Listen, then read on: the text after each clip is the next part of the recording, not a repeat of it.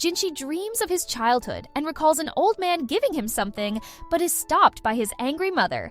Then he is being taken away by an angry old woman, to whom both he and his mother kneel down.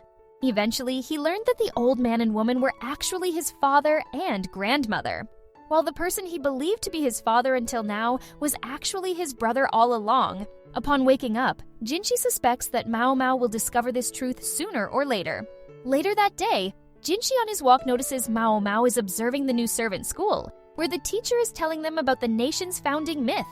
Maomao notices that the servants are feeling bored and tired since they only read simple stories until now. Jinshi, on the other hand, reveals he was expecting more students, but decides to wait a bit longer. After their lesson is over, Maomao meets Xiaolan, who is determined to learn writing and reading. To achieve that sooner, she is also taking extra lessons from the old teacher who lives there. While observing the area, Maomao gets curious about the building next to the school. The old man then reveals that the capital was built around a shrine, the Shrine of Choosing, where emperors were once selected through a test. But the shrine has been abandoned since an epidemic wiped out previous candidates. He mentions that there was only a single quirky doctor except her who got interested in this shrine, making her realize that he is talking about her adoptive father, Luomen. Later, Maomao tests Gyokuyo and Emperor's food and is about to leave, but he stops her and says he will have her come along with him. Then, he also takes Jinshi with him to the same shrine to attempt the test once more. The old man from this morning is taking the role of their proctor throughout the test as he is in charge of this shrine. Then, it is revealed that the test involves choosing to pass through 3 doors every time, which then leads to another 3 doors. The emperor confidently chooses every single door, but upon opening the final one, they see the failure note, which implies the emperor is not a true heir. He reveals that the result of his previous test was also the same. The old man then tells Maomao that if it were Luomen, he would have found out the mystery already. This annoys Maomao, who then goes full on to deduce this mystery and asks him to let her go through the trial one more time.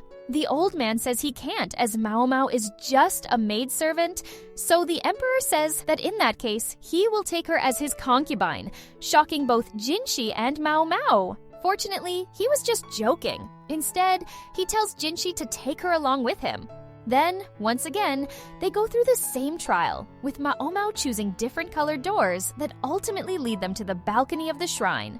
Everyone is surprised by Maomao's successful completion of this trial. When the emperor asks her to explain, she reveals that the selection process was actually based on a rare colorblindness trait found in the royal bloodline of the Mother Royal, who originally came from Western lands and didn't want to thin her bloodline.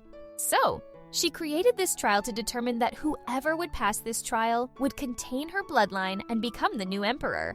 But the current emperor failed the trial as he wasn't colorblind, but because all his elder brothers were already dead, he ascended the throne despite failure. The emperor then says he would have taken Maomao as a concubine, but he is scared of Lacan, not to mention he has a chest size requirement for his concubines, which Maomao fortunately fails. The old man then warns both Jinshi and the emperor that introducing new blood into the imperial family must be done carefully, making Maomao extremely suspicious as to who Jinshi really is.